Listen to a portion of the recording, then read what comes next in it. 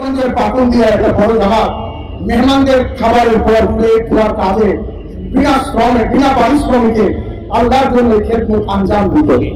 ওই সাফাই জামাত, ওই পাকুন্দিয়ার সাফাই জামাতের একজন সাথী পাকুন্দিয়া থেকে 14 জনের একটা জামাত দিয়ে চিল্লার জন্য ময়দানে আসে, আর ওই জামাতের জিম্মাদার আমিনুল ইসলাম বাচ্চুকে তারা নির্মম ভাবে ছুরিকাঘাত করে হত্যা করে। আমিনুল ইসলাম শেষ রাতে তার সাথীরা বলছে আর কিছু পুরানি উঠে সে নামাজ পড়ছে, তাকে জাগ্রত পাইছে তার কারণ সে নামাজে উঠছিল। হয়তো জীবনের শেষ তাহাজ্জুদ করে মাত্র ছিল, এমন সময় ওই হারামি বাচ্চারা ময়দানে ঢুকে আমাদের সাথীদের উপরে আক্রমণ চালায়।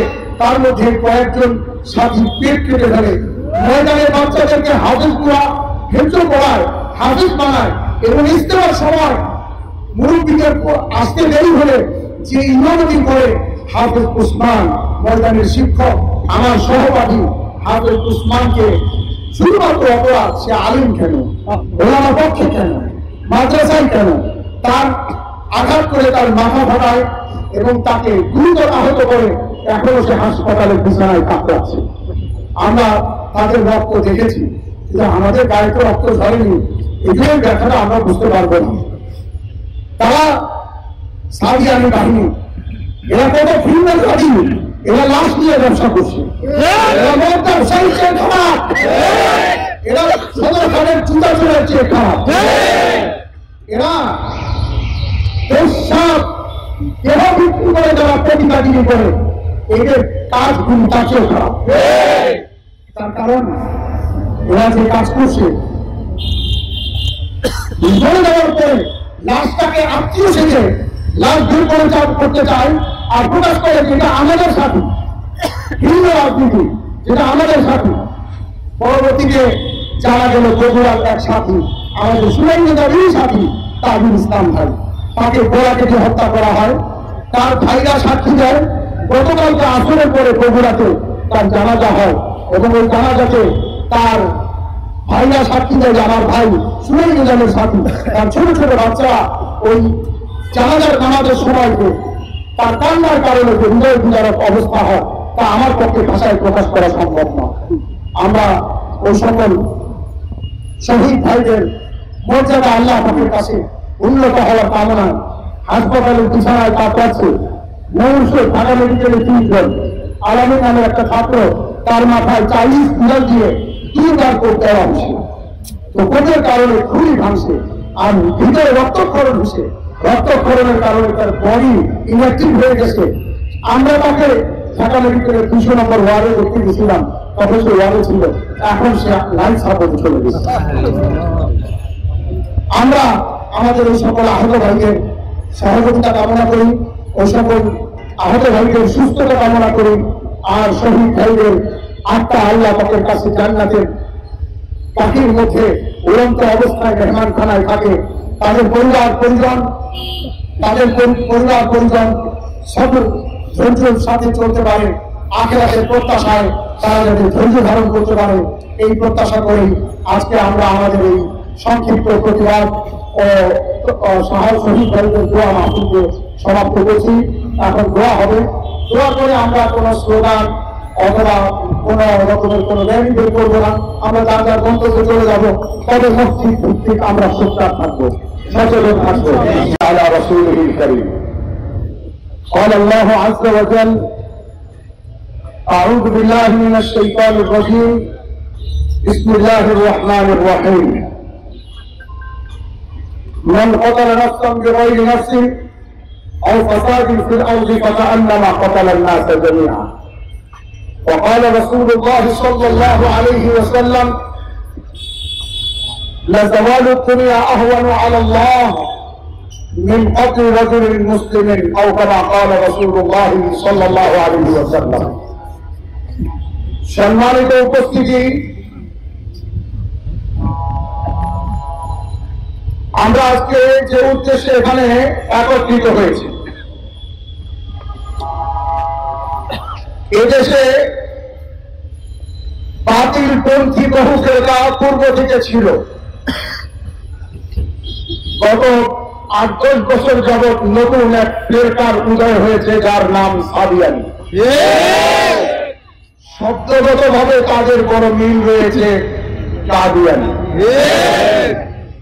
আমরা তাদেরকে কাফের বলছি না, কিন্তু তাদের কর্মকাণ্ড কাফের চেয়ে কোনো অংশে কম না। বরং কাফেরদের মধ্যে বহু মানবিকতা খুঁজে পাওয়া যায়। অনেক কাফের মুশরিক আছে যারা কুকুর পালন করে, আমরা দেখতে পাই তারা পশু পালন করে, ঘোড়া পালন করে, যারা পাখি পালন করে, যার কারণে তারা তাদের পশুর উপরে এবং তাদের পালিত গরু ছাগল অথবা হাঁস মুরগি অথবা ঘোড়া গাধার উপরে এই পরিমাণ জুলুম অত্যাচার করে না। সাদিয়ানিরা গত 17 ডিসেম্বর দিবাগত আগে সুরাই-এ-নিজামের অধীনে কাজ করনেওয়ালা, ইস্তেমার প্রস্তুতিমূলক কাজ করনেওয়ালা সাথী দাওয়াত ও তাবলীগের সাথীদের উপরে যে হামলা ও যে অত্যাচার তারা করেছে, তাদের হামলার ব্যাপারে আমি কয়েকটি কথা বলব। সর্বাগ্রে আমাদের কথোপকথনের মধ্যে বিভিন্ন মিডিয়া, প্রিন্ট মিডিয়া বলে থাকে যে সাদিয়ানি ও জুবাইর পন্থী এই দুই পক্ষের মারামারিতে। আমরা এই কথার কারণ তীব্র নিন্দা জানাই, এই কথাটা সহি নয়। দুই পক্ষের মারামারি নয়, বরং এক পক্ষের অতর্কিত হামলায় অপর পক্ষের ঘুমন্ত সাথীদের উপরে একতরফা হামলা হয়েছে সে রাতে।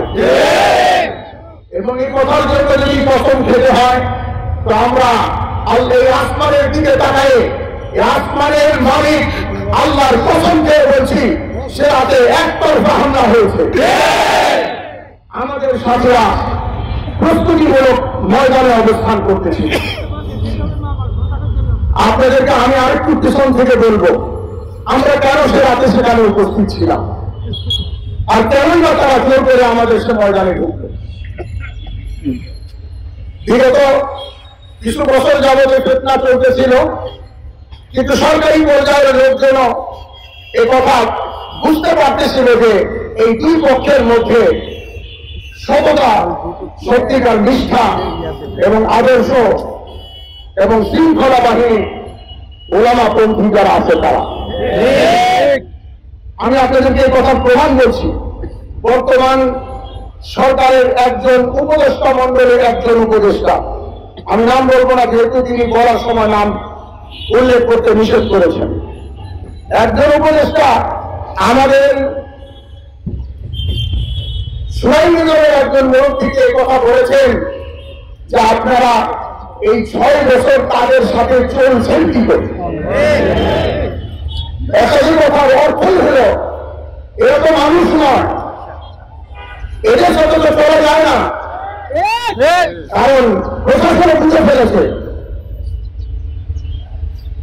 আমাদের মাঠে সাথীরা অবস্থান করতেছিল সরকারি সিদ্ধান্ত অনুযায়ী। বিগত নভেম্বরের 5 তারিখে ওলামা মাশায়েখের পক্ষ থেকে ঐতিহাসিক সেহারওয়ার্দী ময়দানে একটি সভা অনুষ্ঠিত হয়েছিল। স্রোতের মতো সেখানে অসংখ্য অগণিত মানুষ জমা হয়েছিল। আমি তখন বিদেশে ছিলাম, আমরা সে দেশ থেকে রেলের মাধ্যমে দেখতে পেয়েছি সেই জনস্রোত জনসমুদ্রকে। এরপর সুরাই-এ-নিজামের সাথী যারা কাকরাইলে ছিলেন তারা সিদ্ধান্ত গ্রহণ করলেন ওলামা মাশায়েখের পরামর্শক্রমে যে কাকরাইল মসজিদকে আর এই ভ্রান্ত বাহিনীকে জায়গা দেওয়া যায় না। আমাদের মুরব্বীরা এবং সাথীরা অনড় ছিলেন যে কাকরাইল মসজিদে আর তাদেরকে জায়গা দিবেন। কিন্তু প্রশাসনের লোকজন যখন দেখলেন যে অপর পক্ষের সাদিয়ানিরা হিংস্র হয়ে উঠছে, হিংস্রতার দিকে যাচ্ছে, বিশেষ করে নভেম্বরের 30 তারিখ, 29, 30 এবং ডিসেম্বরের 3 তারিখ পর্যন্ত যখন আমাদের জোর অনুষ্ঠিত হয় 5 দিনের, যা পূর্ব থেকে এই টঙ্গীর ময়দানেই হয়ে আসছিল, সেই অনুপাতে আমাদের জোর অনুষ্ঠিত হওয়ার পর সাদিয়ানি বাহিনীদের ভিতরে নতুন করে এক সহজাত মাথা চাড়া দিয়ে যে আমরাও জোর করব, তবে আমাদের জোরটা ছিল ওই পারিভাষিক জোর, যে জোরকে বলা হয় ইজতেমা প্রস্তুতিমূলক সম্মেলন, তবলিগের পুরনো সাথীদের কর্মী সম্মেলন। কিন্তু তারা জোর করতেছিল ওই জোর যেটাকে বেশি জোর বলে, তারা জোর খাটিয়ে জোর করতেছে,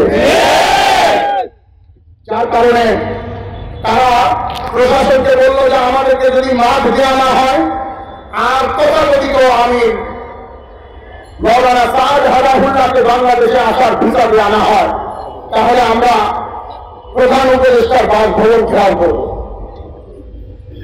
যেহেতু এই মুহূর্তে সরকার একটা কঠিন অবস্থার উপর দিয়ে যাচ্ছে, পিছনে এই দেশটাকে 15-16 বছর যাবৎ ক্ষতবিক্ষত করা হয়েছে, সরকার সেই জায়গাটাকে মেরামত করতেছিল।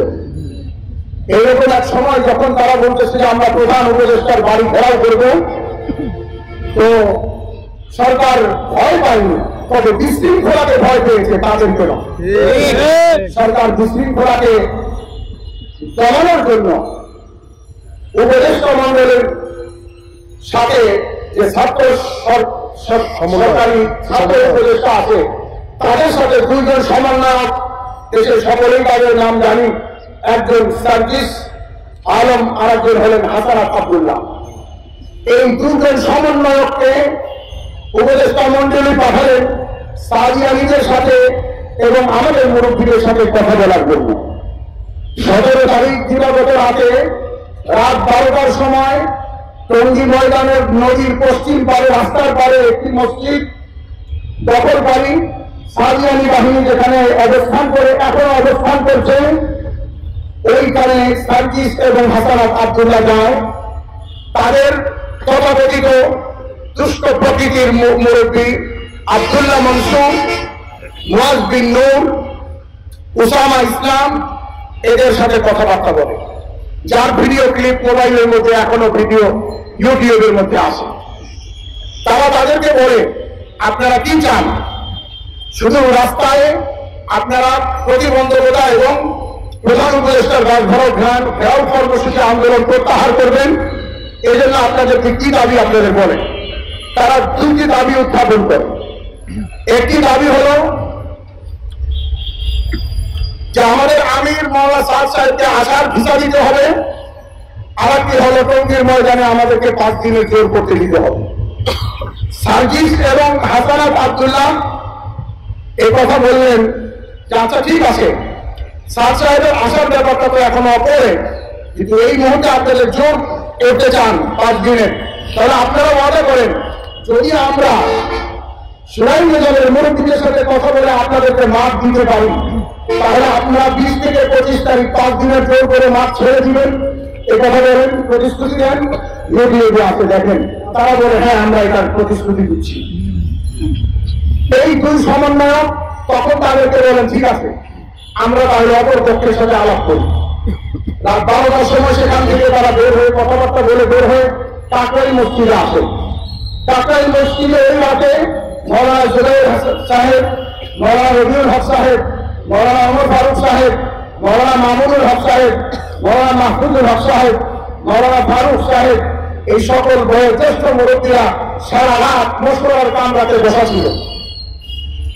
যখন সার্জিস আর হাসানাত কাকরাইলে পৌঁছে তখন রাত্রে 2টা বাজে বা 2টা থেকে 2:30 হবে। তারা এসে আমাদের মুরব্বীদের কাছে প্রস্তাব পেশ করে যে বিনয়ের সাথে যে আপনারা 5 দিনের জন্য মাঠ ছেড়ে দেন, এরপর আরো আপনারাই মাঠে যাবেন। আমাদের মুরব্বীরা তাদের সাথে কথোপকথনে লিপ্ত ছিল। ঠিক তখনই মোবাইলের চিত্র আসে যে সাদিয়ানি বাহিনীরা আমাদের মাঠের উপরে আক্রমণ করতেছে। সার্জিস তখন দেখে নেটের মধ্যে সৈয়দ ওয়াসিফুল ইসলাম, যারা এই দুষ্ট বাহিনীর, যিনি হলেন মহানায়ক, এই দুষ্ট বাহিনীর ফলনায়ক, এই দুষ্ট বাহিনীর সবচেয়ে বড় ভিন্নতম নেতা ওয়াসিফের ছেলে অযোগ্য বাবার অযোগ্য সন্তান মুফতি এই মুফতি ওসামা ইসলাম এর সাথে সার্জিস যোগাযোগ করে দেখে তারা আরেক দুষ্ট মুয়াজ বিন নূর নেটে বলতেছে যে আমরা ছাত্র সমন্বয়কদের কাছ থেকে অনুমতি নিয়েছি, এখন মাঠ দখল করতে পারি আমরা। ছাত্র সমন্বয়করা তখন বললেন যে ভগবান, আমরা অনুমতি দেওয়াকে, আমরা তো কর্তৃপক্ষ না, আমরা তো মধ্যস্থতাকারী। তারা তখন উসামার সাথে যোগাযোগ করে, নেটে আছে সার্জিস সরাসরি কথা বলছে উসামার সাথে, এবং কথা বলে বলছে, ভাই আমরা তো অনুমতি দেই নাই, আপনি যদি অনুমতি হওয়ার আগে আগামীকাল অর্থাৎ 18 ডিসেম্বর সকাল 10টায় ও 11টায় উভয় পক্ষের সাথে সরকারের সচিবালয়ে মিটিং ছিল, যে মিটিংয়ের পরে তাদের হয়তো বা মাঠ দেওয়া হতো। সমন্বয়করা বললে, যদি এর আগে আপনারা মাঠ দখল করেন তাহলে মনে রাখবেন তা আপনাদের সাথে আমরা নাই। কিছুক্ষণ পরে জানা গেল তারা মাঠ হামলা করে মাঠের গেট ভেঙে মাঠে প্রবেশ করে ফেলছে। তখন হাসানাত এবং সার্জিস উভয়ে মুরব্বীদের সামনে মাথা নত করে হতবাক হয়ে এই কথাই বলছে যে আমাদেরকে একটু ভিলেন বানাই দিল। এরা কি করলো? লজ্জায় সেখান থেকে তারা বিদায় নিল। আর ঠিক 3:20 থেকে 25-এর মধ্যে তারা ওই গেট ভেঙে ময়দানের মধ্যে ঢুকে আমাদের সাথী, আল্লাহর কসম করে বলছি, আমাদের সাথী আমাদের জানার মধ্যে কোনো সাথী কোনো ধরনের কোনো অস্ত্র, কোনো ধরনের কোনো রকমের রড বাস কিচ্ছু নয়। হ্যাঁ, একটা বাস শুধু গেটে আমাদের তবলিগের একটা প্রতীকী হিসেবে সিম্বল ব্যবহার করে, এমনকি সেটাও সবার কাছে ছিল না। সাথীরা তখন ঘুমন্ত ছিল। এরা মাঠের মধ্যে ঢুকে এদের চিৎকারে সাথীরা ঘুম থেকে উঠে এবং অতর্কিতভাবে হামলা করে। সে হামলায় তারা কোনো সাথীর পেটের মধ্যে তারা ছুরি পেটের এই পাশ থেকে ফুটায় পিছন দিয়ে এই ছুরি দিয়ে পেট বের করে ফেলে, কারো কারো ছুরি বের করে ফেলে। একজন বলছিল, আমি কসম করে বলছি, আমার সামনে একজন সাথীকে জব করা হয়েছে, আমি জব করতে দেখছি। আমার সামনে এক সাথীর হাতে ধারাবে রামদা দিয়ে আঘাত করছে, হাত দিয়ে ঠেকাইতে গেছে, তার হাত দুটুকা হয়ে গেছে। ইউটিউবের মধ্যে এই সমস্ত ভিডিও এর সাক্ষী। তারা যখন ময়দানে ঢুকছিল, রামদা কাঁধে করে অস্ত্র নিয়ে মাঠের মধ্যে ঢুকতেছিল। এই সকল হায়নারা এত বড় মৃত্যু, এত বড় নির্লজ্জ, এত বড় জানোয়ার, এত বড় পশু আমরা আমাদের জীবনে দেখি নাই। নির্লজ্জের মতো রাতের বেলা মানুষ হত্যা করে পরের দিন আবার জনগণের সামনে সাংবাদিক সম্মেলন করে কথা বলে যে আমরা প্রথমে হামলা করি নাই, আমরা ময়দানে কামারপাড়া ব্রিজের উপরে ঘুমাইতে গেছিলাম, আমরা ওইখানে চাপতে গেছিলাম, আমরা ওইখানে নাচতে গেছিলাম, আর পরবর্তীতে অপর পক্ষ থেকে ঢিল ছুড়লে করে এরপরে আমরা ময়দানে আক্রমণ করি। অথচ ভিডিও সাক্ষী, প্রশাসন সাক্ষী, পুলিশ সাক্ষী, গোটা প্রশাসনের গোয়েন্দা সংস্থা সাক্ষী যে নির্মম ভাবে তারা অতর্কিত এই হত্যাযজ্ঞ তারা একতরফা ভাবে চালিয়েছে।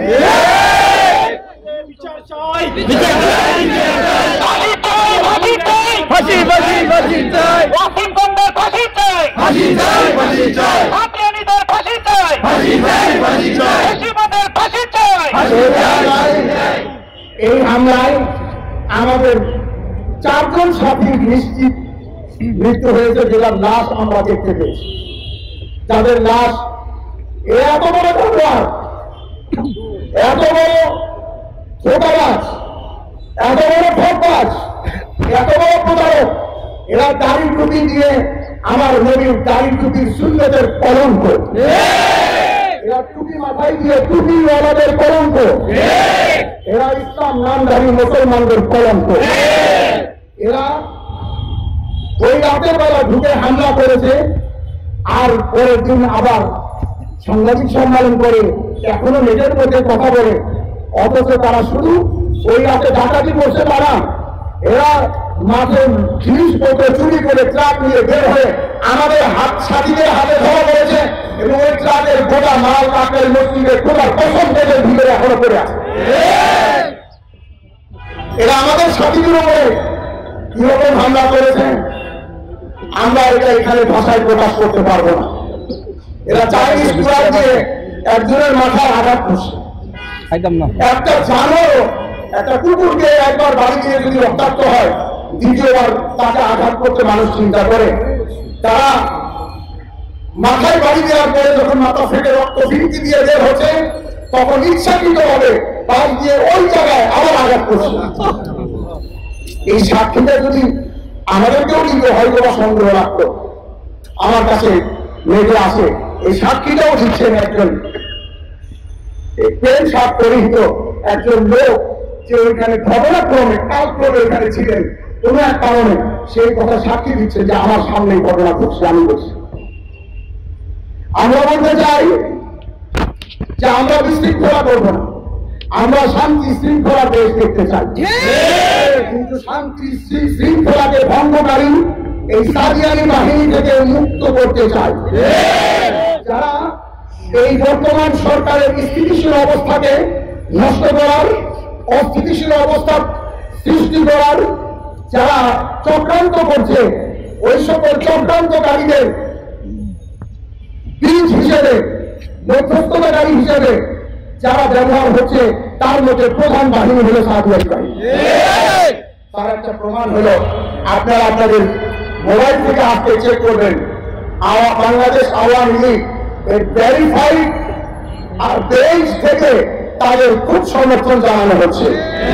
সেখানে কোন অমুসলিম হিন্দু এটাকে সমর্থন করছে না, যেখানে প্রেমাবাদীরা এটাকে সমর্থন করছে না, সেখানে একমাত্র একটা পেজ থেকে তাদের সমর্থন পাওয়া যাচ্ছে।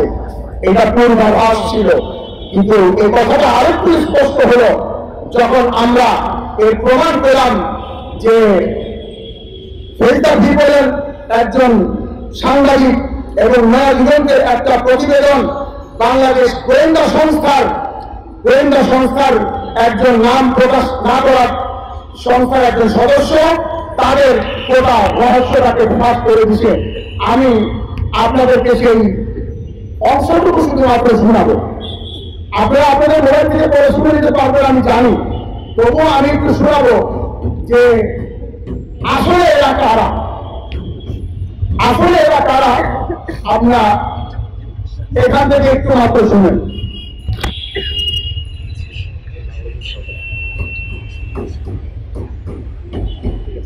তিনজন নিহত হয়েছেন, এতে আহত হয়েছেন শতাধিক।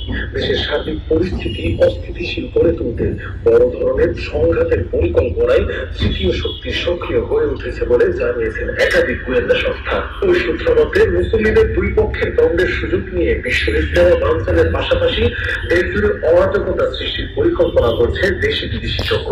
গোয়েন্দা সংস্থাগুলোর মতে দেশি বিদেশি একটি চক্র ইজতেমাকে কেন্দ্র করে সংঘর্ষ পুষ্টি দিয়ে অস্থিতিশীলতা তৈরি করার পায়তারা করছে। ব্যবসায়ী অনন্ত জনের মুক্তি, উসামা এবং দেশি বিদেশি ষড়যন্ত্রের ইঙ্গিত। পরিস্থিতি সামাল দিতে সরকার ও আইন শৃঙ্খলা বাহিনীর কঠোর পদক্ষেপ নিতে হবে। গতকাল গোয়েন্দা সংস্থার একাধিক কর্মকর্তা নাম প্রকাশ না করার শর্তে তারা জানিয়েছেন এই পরিকল্পনার ছক তৈরি করা হচ্ছে ইসরায়েল ও প্রতিবেশী দেশ থেকে। চলমান সংঘাতময় পরিস্থিতিতে গাজীপুরের টঙ্গীতে দুই পক্ষের কাউকেই বিশ্ব ইজতেমা আয়োজনের অনুমতি না দিতে সরকারের উচ্চ পর্যায়ের গোয়েন্দারা রিপোর্ট দিয়েছে। এই রিপোর্টের ভিত্তিতে গতকাল স্বরাষ্ট্র মন্ত্রণালয়ে এক জরুরি বৈঠকের জন্য ডাকা হলে সাতপন্থীরা মঙ্গলবার রাতেই হামলা ও সহিংসতার ঘটনা ঘটিয়েছে বলে দাবি গোয়েন্দাদের।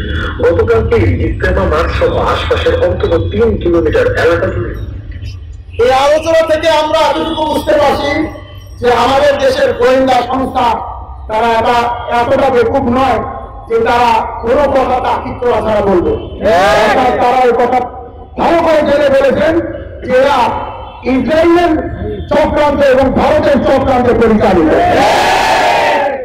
কিন্তু আমরা মুসলিম জাতি, মুসলমান কখনো ধোঁকা দেয় না আর মুসলমান কখনো ধোঁকা খায় না। সুতরাং আমরা এত ধোঁকা নই যে আমরা ধোঁকা খাবো। আমরা ইসরায়েল এবং ভারতকে বলে দিতে চাই যে তোমরা যত বড় ষড়যন্ত্রের ছক আঁকো না কেন, ইনশাআল্লাহ আমাদের দিকে যে দিনের মধ্যে তাওহীদের কালিমা আছে, আমাদেরকে তোমরা ধোঁকা দিতে পারবে না, প্রতারিত করতে পারবে না। আমরা আপনাদেরকে আজকে এই মজমা থেকে কয়েকটি বিষয়ে আবেদন করব। 1 নম্বর আবেদন, প্রতিটি মসজিদের কমিটি, ইমাম, মুয়াজ্জিন এবং সুদীদের কাছে আমার আবেদন যে আমাদের এই অত্র এলাকার মধ্যে যতগুলি মসজিদ আছে, প্রত্যেক মসজিদের মসজিদ কমিটি, প্রত্যেক মসজিদের কমিটির প্রত্যেক সদস্য, প্রত্যেক মসজিদের ইমাম এবং মুয়াজ্জিন এবং প্রথম কাতারের মুসল্লি সহ গোটা মসজিদের মুসল্লি আপনারা সোচ্চার হন। আপনার মসজিদে যতজন এই সারিয়ানি বাহিনীর সদস্য আছে তাদের নাম লিস্ট করেন এবং তাদেরকে স্পষ্ট করে বলেন তোমরা মসজিদে শুধু নামাজ পড়তে আসতে পারবে, নামাজ ছাড়া তোমাদেরকে মসজিদে অতিরিক্ত নফল নামাজ পড়ার অধিকার না। কারণ অতিরিক্ত নফল নামাজের জন্য উত্তর জায়গা তোমার ঘর। কারণ তোমার মসজিদে অবস্থান মসজিদ নিরাপদ নয়, তোমার মসজিদে অবস্থান মুসলিমদের নিরাপদ নয়, তোমার মসজিদে অবস্থান এর দ্বারা আমাদের সাধারণ দাওয়াত তবলীগের সাথীরা নিরাপদ নয়। এই জন্য তাদেরকে আমরা বলে দিব যে তোমরা নামাজ ছাড়া বাকি আরো অন্য কোনো কার্যক্রম আমাদের এই অত্র এলাকার কোন মসজিদে কাজ চালাতে পারবে না। 2 নম্বর আবেদন, যারা সে রাত্রে অংশগ্রহণ করছে আপনারা আপনাদের মসজিদের আশপাশের ভিডিও ক্লিপগুলি যাচাই বাছাই করেন। আর এই রাতে যারা টঙ্গীর ময়দানের এই নৃশংস হামলায় সরাসরি তারা যোগ অংশগ্রহণ করেছে আপনারা তাদের নাম লিস্ট তৈরি করে তাদের নাম লিস্ট করে তাদেরকে সরাসরি বলেন কথা যে তোমরা এই মসজিদে কাজ করতে পারবে না। শুধু তা না, তোমাদের ব্যাপারে আমাদের সিদ্ধান্ত তোমরা যদি তওবা করে ফিরে আসো তাও তোমাদেরকে মসজিদে এই কাজে মুখ থেকে বসতে হবে। কারণ তোমাদের চেহারা দেখলে আমাদের শহীদ ভাইদের রক্তের কথা মনে পড়ে যায়, তোমাদেরকে দেখলে আমাদের হৃদয়ে রক্তক্ষরণ হয়। সুতরাং তোমরা তওবা করলেও আমাদের সামনে বসবে না, পেছনে বসবে। আর যদি তওবা না করো তাহলে তাওয়া গরম থাকতে থাকতে যেমন রুটি বানাইতে হয়, তাওয়া ঠান্ডা হয়ে রয়ে আর রুটি হয় না। তাহলে এই 17 ডিসেম্বরের এই নৃশংস হামলার ঘটনায় আমাদের অন্তরে যে অন্তর্দাহ, আমাদের হৃদয়ে যে রক্তক্ষরণ, আমাদের পরিচয় যে বেদনা, এই বেদনার গরম আর তাপ থাকতে থাকতে তাদের প্রত্যেকের নাম লিস্ট করে আমরা আমাদের থানায় আমাদের কোর্টে তাদের বিরুদ্ধে মামলা গ্রহণ করি। এই জন্য মসজিদে মসজিদে তাদের জন্য নাম লিস্ট তৈরি করেন। যারা প্রত্যক্ষভাবে সে রাতে অংশগ্রহণ করছে তাদের ব্যাপারে মামলার সিদ্ধান্ত নেই। এরপরে আরেকটি বিষয় হলো কোন প্রভাবশালী ব্যক্তি, অত্র এলাকার কোন প্রভাবশালী ব্যক্তি, তাই সে প্রভাব ধন সম্পদের প্রভাব কিংবা রাজনৈতিক প্রভাব কিংবা তার প্রভাব অন্য কিছুর প্রভাব, সামাজিক প্রভাব, ব্যবসায়িক প্রভাব, কোন প্রভাব খাটিয়ে যদি আপনি সাদিয়ানি বাহিনীর আপনি তাদের পেছনে অভিভাবকত্ব গ্রহণ করেন তো মনে রাখেন সকল অভিভাবকের অভিভাবক আহকামুল হাকিমিন আল্লাহ তাআলা আসমান থেকে আপনার বিরুদ্ধে অবস্থা গ্রহণ করবেন। আপনি তাদের পক্ষ নিতে পারবেন না, তাহলে আপনার প্রভাব খোদা খতম করে দিবে, আপনার আসবে কোন প্রভাবশালী ব্যক্তি তাদেরকে আশ্রয় দিবেন না। বলে দিবেন তোমাদের থেকে আমরা মুক্ত, তোমরা আমাদের থেকে মুক্ত, তোমাদের ব্যাপারে আমাদের কোনো কিছু জানা নাই। সম্মানিত উপস্থিতি, আর একটা হলো তাদেরকে সামাজিকভাবে বয়কট করুন। সামাজিকভাবে বয়কটের অর্থ হলো তাদের সাথে কোনো আত্মীয়তা করবেন না, তাদেরকে বিবাহ সাথীতে দাওয়াত দিবেন না, তারা দাওয়াত দিলে তাদের খাবার গ্রহণ করবেন না, তাদেরকে সামাজিকভাবে বয়কট করুন, তাদেরকে আমাদের এলাকা থেকে বয়কট করুন, তাদেরকে ব্যবসায়িকভাবে বয়কট করুন। বিশেষ করে আমাদের হালকায় কর্তৃত্বে মসজিদে তারা যারা আছে তাদের নাম লিস্ট তৈরি করে প্রত্যেক মসজিদে এই মসজিদের অধীনে যারা আছে তাদের নাম লিস্ট আকারে মসজিদের দরজায় নাম টাঙিয়ে দিন, যাতে ওই মসজিদের প্রত্যেকটি মুসলিম তাদেরকে চিনতে পারে।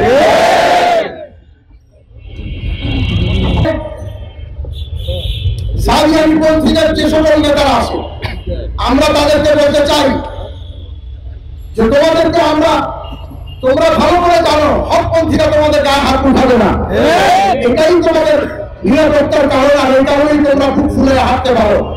তা না হলে আমাদের বেশি কেমন শক্তি আছে যে তোমাদের রক্ত দিয়ে আমরা সূত্রাপুর থানার প্রত্যেকটা রাস্তাকে রঙিন করতে পারতাম। আমরা করবো না, আমরা তোমাদের মতো জালেম নই। আমরা এই কথা জানি, কুকুর কামড়াতে পারে, কুকুরকে কামড় দেওয়া যায়, কিন্তু তাই বলে আমাদেরকে তোমরা দুর্বল ভেবে না। তোমাদেরকে বলছি তোমরা তওবা করে ফিরে আসো, নতুবা উত্তর দিকের মনির মসজিদ সহ আর এই দিকে একদম দক্ষিণ দিকে তৌফিক, শাহ আলম, রাশেদ আর এইদিকে নিজামুদ্দিন খোকা, আক্তার, আর এরকম ভাবে বিশেষ করে আব্দুর রহিম আর সেলিম, এই সহ যত এদাতি আর সাতপন্থী আছে আমি তাদেরকে সাবধান করে দিচ্ছি। তোমরা অতীতে আমরা তোমাদেরকে ছেড়ে দিচ্ছি, এখন আর ছাড়বো না। তাই বলে আইন হাতেও নেব না। তাহলে কি করবেন? আমরা তোমাদের বিরুদ্ধে আইনানুগ ব্যবস্থা নেব। আমরা যেমনটা মামলা করেছি গতকালকে, আলহামদুলিল্লাহ মুয়াজ বিন নূরকে গ্রেফতার করা হয়েছে। আমরা প্রশাসনকে বলতে চাই, আপনারা আমাদেরকে যেন সান্ত্বনা দিবেন না। বাচ্চাদেরকে যেভাবে চকলেট দিয়ে সান্ত্বনা দিয়ে তাদের কাছ থেকে বড় কাম করে ফেলে এমন কাম করেন না। আমরা প্রশাসনকে বলি, মুয়াজ বিন নূর তো চকলেট, এই চকলেট দিয়ে আমাদেরকে সান্ত্বনা দিবেন না। আমরা বলতে চাই এই বাহিনী অর্থাৎ এই হত্যাযজ্ঞের প্রধান 1 নম্বর আসামি ওয়াসিম থেকে শুরু করে 29 নম্বর আসামি পর্যন্ত, 29 নম্বর আসামিকে গ্রেফতার না করা পর্যন্ত আমাদের শরীরে ওই শহীদ ভাইদের রক্ত আর আমাদের অন্তরে ওই শহীদ ভাইদের শাহাদাতের বেদনা আমাদের মধ্যে 24 ঘন্টা তকবর করে চলতে থাকবে। আমরা 29 নম্বর ব্যক্তি গ্রেফতারি পর্যন্ত সরকারকে বলবো, আপনারা আমাদেরকে এই কথা মনে করতে পারবেন না মুয়াজ বিন নূরকে ধরে আমাদেরকে ঠান্ডা করে দিবেন না। বাকি 28 জনকে গ্রেফতার না করা পর্যন্ত আমরা শান্ত হব না। আমরা মসজিদে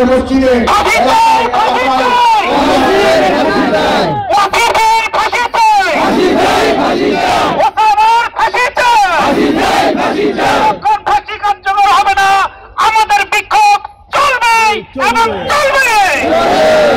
সম্মানিত সাথী, আমরা আর বেশি সময় নেব না। আমরা এই কয়েকটি দাবি বিশেষ করে সরকারের কাছে রাখবো। পরিশেষে আমরা আমাদের শহীদ ভাইদের কথা স্মরণ করে তাদের জন্য দোয়া করব।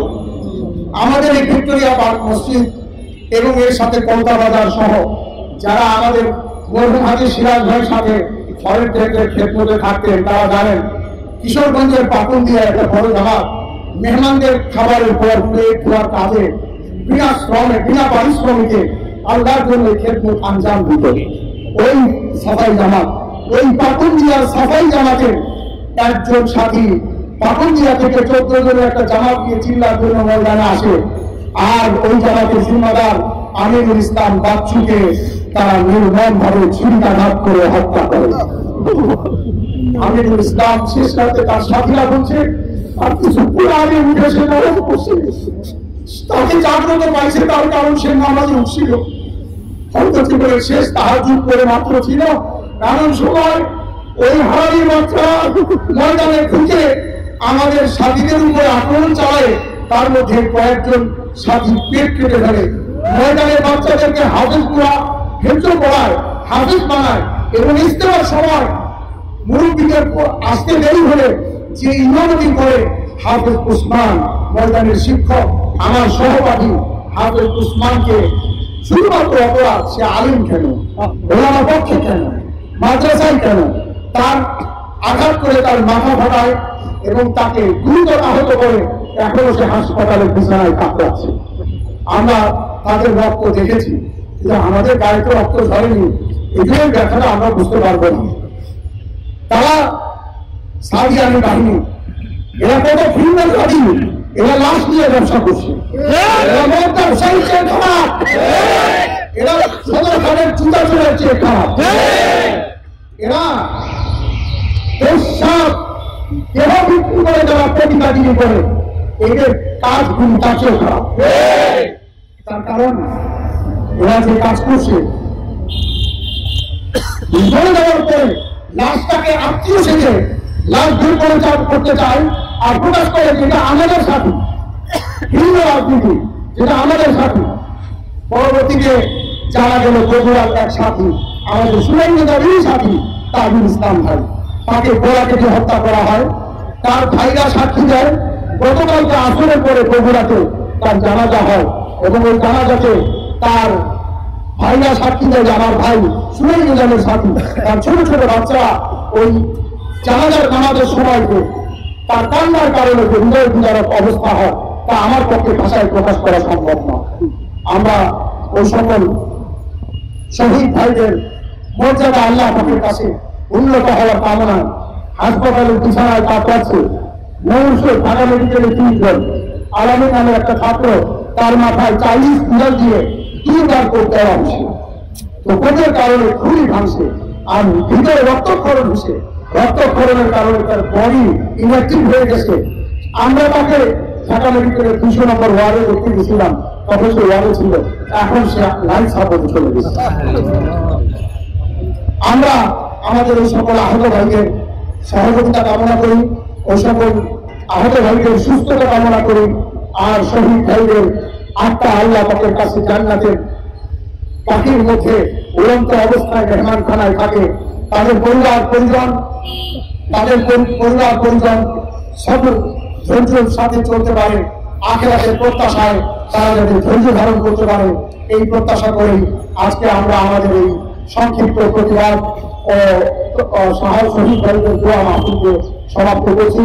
এখন দোয়া হবে, দোয়া করে আমরা কোনো স্লোগান অথবা কোন রকমের কোন র্যালি বের করবো না। আমরা যার যার গন্তব্যে চলে যাবো, তবে মসজিদ ভিত্তিক আমরা সোচ্চার থাকবো, সচেতন থাকবো। আমাদের মসজিদ সমিতিতে সার্জারি মেহনত করতে আর কখনো কিছু হবে এবং বাংলাদেশে কাকরের মসজিদ আর টঙ্গীর ময়দানে আমরা তাদেরকে আর দেখতে চাই।